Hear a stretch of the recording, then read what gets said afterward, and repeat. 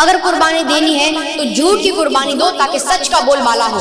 اگر قربانی دینی ہے تو اپنے اندر چھپے ہوئے سستی کاہلی کی قربانی دو۔ اگر قربانی دینی ہے تو اپنے اندر چھپے ہوئے ان گندی عادتوں، ان نشیلی چیزوں کی جس کی ہمیں لت لگی ہے اس کی قربانی دو تاکہ ہم صحت مند رہ سکیں۔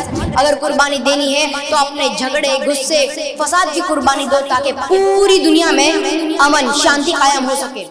قربانی قربانی قربانی، اللہ کو پیاری ہے قربانی۔ جی ہاں، ہر وہ چیز جو ہمیں ہماری جان سے بھی زیادہ پیاری ہوتی ہے اسے اللہ کی راہ میں قربان کر دینا، یہ ہمیں حضرت ابراہیم علیہ السلام نے سکھایا ہے۔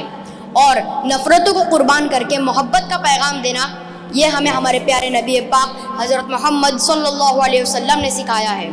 ہم یہ سمجھتے ہیں کہ صرف جانوروں کو ذبح کرنا ہی قربانی ہوتی ہے، نہیں، بالکل نہیں، بلکہ ہمیں ہر ان برائیوں کو قربان کر دینا چاہیے جس کی وجہ سے ہماری زندگی میں ہمیں کئی ساری پریشانیوں سے سامنا کرنا پڑتا ہے۔ اگر قربانی دینی ہے تو جھوٹ کی قربانی دو تاکہ سچ کا بول بالا ہو۔ اگر قربانی دینی ہے تو اپنے اندر چھپے ہوئے سستی کاہلی کی قربانی دو۔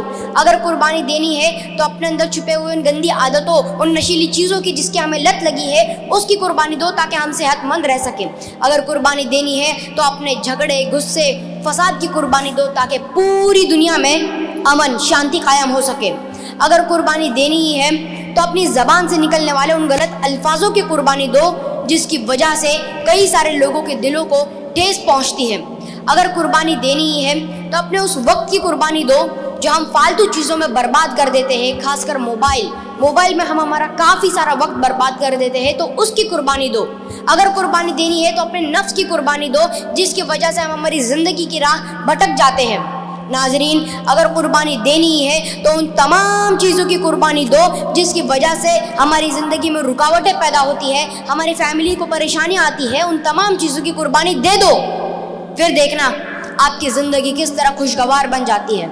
اور یہاں پر موجود سبھی لوگوں کو میں ایک بات بتانا چاہتا ہوں کہ اگر آپ لوگوں کو اصل قربانی اگر آپ لوگوں کو دیکھنی ہے تو ہمارے انگلش ہاؤس اکیڈمی کے جتنے بھی اسٹوڈنٹس ہیں، میرے بھائی بہن ہیں، ان کو دیکھیے، انہوں نے اپنے پیاروں کو چھوڑ کر نہ جانے کتنی دور سے علم کی تلاش میں علم حاصل کرنے کے لیے ایک مقصد لیے اتنی دور تک آئے ہیں، اسی کو کہتے ہیں اصل قربانی۔